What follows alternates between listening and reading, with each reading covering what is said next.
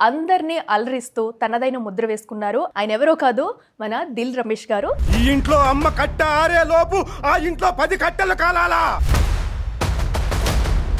ఆంధ్ర యూనివర్సిటీలో ఎంఏ చేసి ఎంఈడి చేసిన తర్వాత ఒక స్కూల్ కరస్పాండెంట్ కమ్ ప్రిన్సిపాల్కి ఒక స్కూల్ ఎస్టాబ్లిష్ చేసి 7 years దాన్ని రన్ చేసి, నేను చదువుకున్న కాలేజీలో ఎకనామిక్స్ లెక్చరర్గా పనిచేసి అవన్నీ వదిలేసి నేను ఇండస్ట్రియల్ ఐడెంటిటీ క్రైసిస్ ఎక్కువైపోయి ఐడెంటిటీ కావాలని ఫిల్మ్ ఇండస్ట్రీకి రావడం జరిగింది. సినిమా ఇండస్ట్రీ బ్యాక్గ్రౌండ్ లేదు, జీరో. సినిమా ఇండస్ట్రీ ఎలా ట్రై చేయాలో తెలియదు. సో అలాంటప్పుడు వచ్చినప్పుడు డెఫినెట్గా హడ్డిల్స్ ఉంటాయి. స్టేజ్ ఎక్స్పీరియన్స్ ఉంది, ఫైన్ ఆర్ట్స్ సెక్రటరీగా ఉన్నాను, చాలా ప్రజానాట్య మండలిలో చాలా యాక్టివ్గా ఉండేవాడినప్పుడు. సో ఇదంతా ఉంది కాబట్టి మనం హైదరాబాద్ పోతే మనం ట్రై చేయటమే ఆలస్యం. అసలు ఇమీడియట్గా తీసుకెళ్ళిపోయి మనల్ని హీరోనో విలన్నో చేస్తారా అన్న ఫీలింగ్ ఉండేది నాకు. ఊర్లో చెప్పేసి వచ్చాను, నేను మళ్ళీ సినిమాల్లోనే కనపడతానని. అన్నపూర్ణ గేటు దగ్గర నుంచి గేట్ లోపలికి 1 day మొత్తం నా వల్ల కాలేదు వెళ్తాను.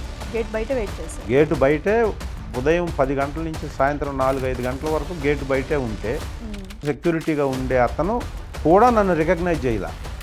ఒక ఆర్టిస్టు కలిశాడు నాకు అక్కడ. ఎవరతను? ఆ ఆర్టిస్ట్ కూడా పెద్ద కారులో తిరుగుతుంటాడని ఫీలింగ్ నాకు. ఒక పాత లోన ఒకటి వేసుకొని వచ్చి, అన్క్వాలిఫైడ్ పర్సన్స్ కాళ్ళు కూడా పట్టుకోవాలి ఇక్కడ సక్సెస్ అవ్వాలంటే. ఇప్పటి వరకు పెద్ద పెద్ద క్యారెక్టర్స్ చేసిన ఆర్టిస్టులు కూడా ఉన్నారు. సో వాళ్ళు కూడా ఇప్పుడు ఆర్థిక పరంగా కూడా ఇబ్బందులు ఎదుర్కొంటున్నారు. అది పడేవాళ్ళు, అదే అర్థమైంది నాకు. అర్థమై నేను ఇంక ఇండస్ట్రీలో ఉండాలనుకోలేదు. నేను ఏదైతే ఇలా చదువుకున్నాను, ఇలా స్కూల్ పెట్టాను, స్కూల్ వదిలేశాను, సినిమా ఇండస్ట్రీలో నటించడానికి వచ్చానని చెప్పిన తర్వాత సేమ్ అతను ఏం చెప్పాడు అంతకంటే దారుణంగా చెప్పాడు ఈయన కూడా. ఆయన ఎవరంటే నాగినీడు గారని, మీకు బాగా సుపరిచితమైన మర్యాద రామన్నలో విలన్ క్యారెక్టర్ చేసిన నాగినీడు గారు తెలుగు సినిమాని ప్రపంచం అంతా చూస్తుంది. ఇప్పుడు హాలీవుడ్ని టచ్ చేస్తుంది. హాలీవుడ్ సినిమాలకి ఈక్వల్గా ఒక లోకల్ లాంగ్వేజ్ సినిమా.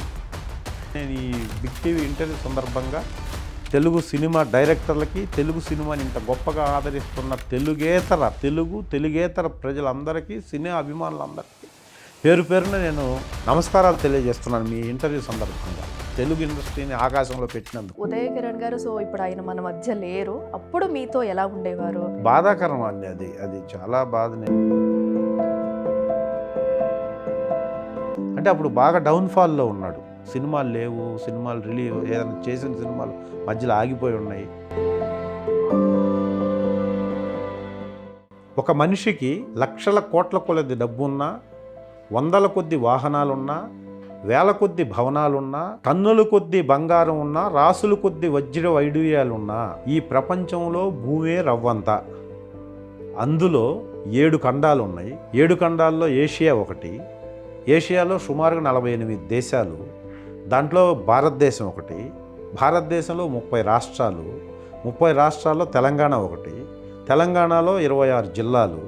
26 జిల్లాల్లో రంగారెడ్డి సంథింగ్ ఏదో జిల్లా ఒకటి. దాంట్లో ఎన్ని మండలాలు, ఆ మండలాల్లో ఎన్ని గ్రామాలు, ఎన్ని గ్రామాల్లో నువ్వు ఎక్కడ ఉంటావు, నీ ఇల్లెంత, నీ ఇంట్లో నువ్వెంత, అసలు నీకున్నదెంత, నువ్వెంత, ఎందుకు నాది నేను అని గర్వపడతావు? ఈ ప్రపంచంలో మనిషి పుట్టుక కళ్ళు తెరిస్తే జననం, కళ్ళు మూస్తే మరణం. రెప్పపాటు ఈ జీవితంలో ఏదీ నీది కాదు. ఏం తెచ్చావని ఏం పోగొట్టుకుంటావు, ఏం పోగొట్టుకున్నావని బాధపడతావు. ఏమీ నువ్వు తేలేదు, ఏమీ నువ్వు పోగొట్టుకోవు. మనిషిగా పుట్టావు కాబట్టి 4 మంచి మనుషుల్ని సంపాదించు. పోయేలోపు నిన్ను మొయ్యడానికి 4 మంచి మనుషులు కావాలి కాబట్టి 4కు ఉపయోగపడుతూ జీవించు. ఇదే జీవితం. అసలు ఈ బిగ్ టీవీ ఇంటర్వ్యూలో మీరు ఇప్పటి వరకు అసలు నెగిటివ్ కానీ లేకపోతే కాంట్రవర్సీగా ఒక్కటి కూడా అడగలేదు. I'm so happy for that. Thank you sir.